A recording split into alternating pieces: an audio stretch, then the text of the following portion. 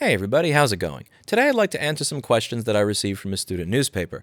I get these from time to time and I'd like to make them available on my YouTube channel so that if other people are doing homework projects regarding right to repair or anything else that they have some resources. And I may add these to a playlist if I remember to when I'm done with the video, which I always forget. I'm going to do this in reverse because the last question is the one that I find the most interesting.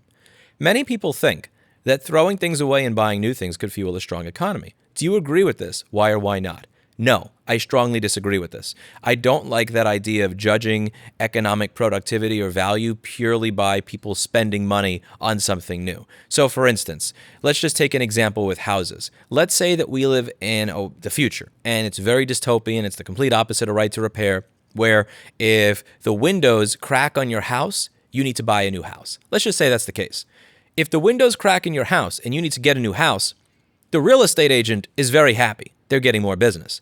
The plumber may be happy because they're building a new house, putting all the plumbing in. The electrician's probably happy. The lumberyard is probably happy. The home builder's probably happy. You're fueling their economy, but at what expense? Because you're going to be spending money on a new house that you would have spent in other areas of the economy. So it is in that sense, if you're purely talking about throwing something away to buy something new, because you couldn't fix the old one, that winds up becoming closer to a zero-sum game where that money could have been used somewhere else. If I cough on a bunch of people and get them sick, and the hospital winds up getting a lot more money from those people who were sick, I didn't stimulate the economy. If you simply look at the financial transaction where they gave money to a hospital, sure, that hospital made money. Sure, the drug company made money. But what did they not do while they were sick? What did they not produce? And I think the same is true here. When you're talking about buying something new, stimulating the economy, you have to take into account that you have the net loss of something that could have been fixed that has been thrown away. If you go into a recycling center or a landfill and you take a bunch of devices that are trash, that have been discarded by the world, and you make them work again, that is adding to the amount of devices that's available in the world. You're not trading old for new. You're saying, okay, you can still buy a new one. By all means, go ahead and buy your new one. We're going to make this old one work again so that people can do cool stuff with it.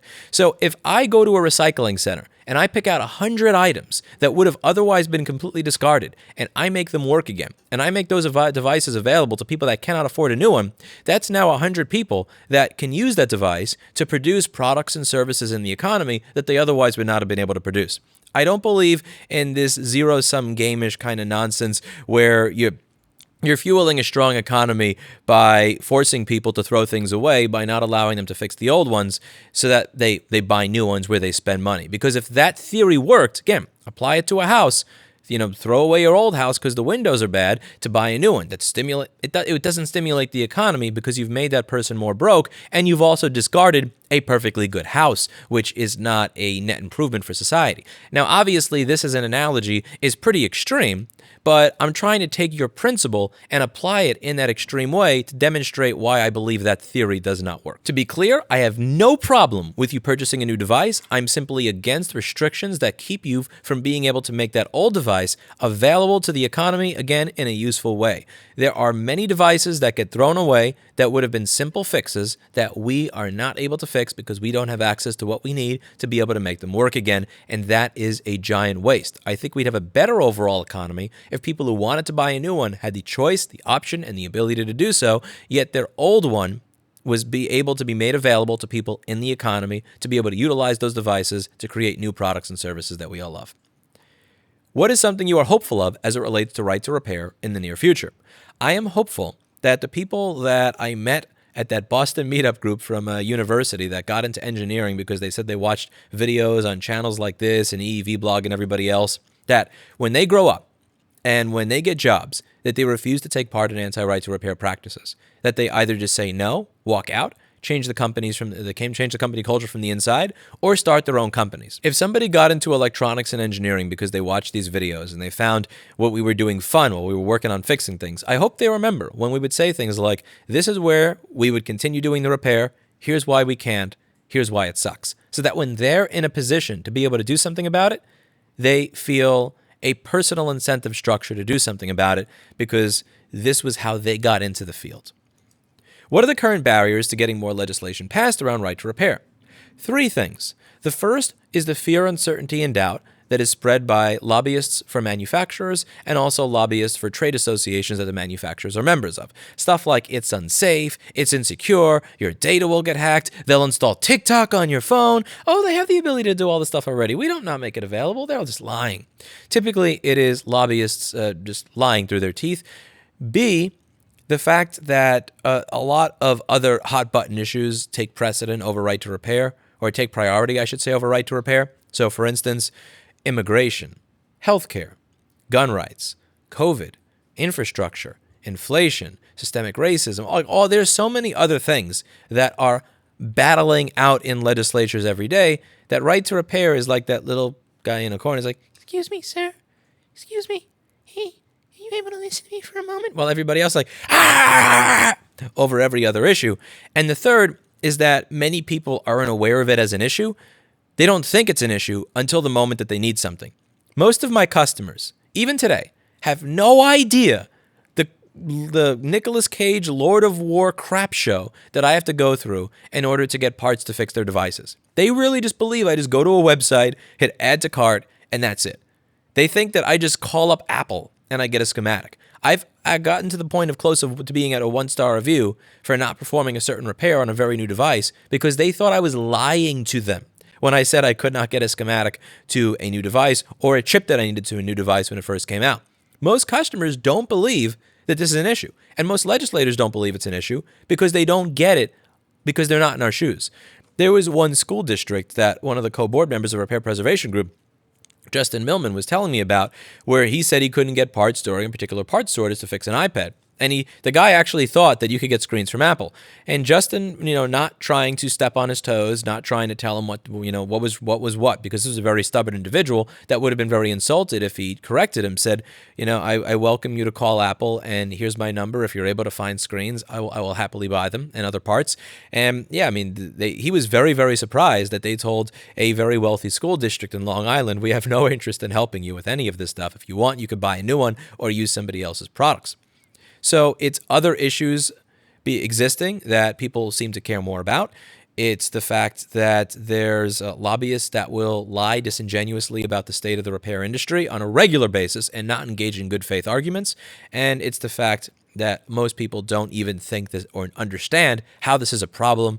They think that because we are able to do our jobs, in spite of it being a problem, that's not a problem. Or the way I explain it is, if there was a bar that was serving liquor during Prohibition, that doesn't mean Prohibition was not a problem for them.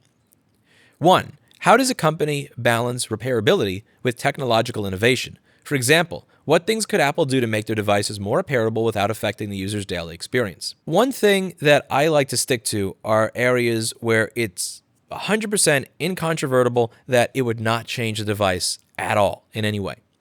If you make a schematic document available, a PDF that shows where everything's connected, that does not change your experience of the device. It doesn't change the software on the device, the hardware, nothing. If you tell Intersil and Texas Instruments, by the way, you're allowed to sell Lewis a charging chip, don't make it exclusive anymore.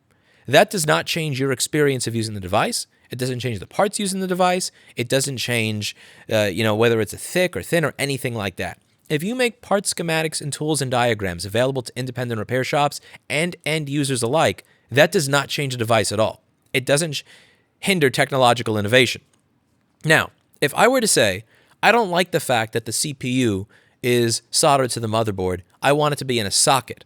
I don't like the fact that you use ball grid array chipsets, I want you to use through-hole chipsets on the board so it's easier for me to work on. Then we're getting to a point where you're going to have a phone that's as thick as a rotary phone. And that's not what I'm asking for. It is my responsibility as a repair shop to be good enough at my job that I am able to keep up with my skill set and my tools and my staff so that we can fix devices as they become smaller, more complex, and more confusing in the way that they are constructed. So nothing that I'm advocating for would change the way the device is constructed. What I do advocate for is, regardless of how the device is constructed, make a schematic available, make a diagram available, make the parts available. It doesn't change how the device is designed, and it makes zero change to the user experience. Now, there are people that talk about things like you should not glue in a battery, or you should not have a device where batteries are not made available, or you shouldn't have a device that is designed with, where this is glued to that and all that other stuff. And listen, I have my own opinions on that as a consumer, but I don't take my opinions as a consumer and try to write them into right to repair legislation. I don't want to write my own biases as to how a device should be designed into legislation because that's an absolute mess. But I will say, however you design the device, just make the stuff available. You do that, I'll be happy. Hopefully this answers some of your questions, and I'm going to start doing this more often in the future. Every time I get one of these requests with a bunch of questions from a student that they're using for a project or a newsletter or a newspaper, I will publish it as a video just for the hell of it. That's it for today, and as always, I hope you learned something. I'll see you all in the next video. Bye now.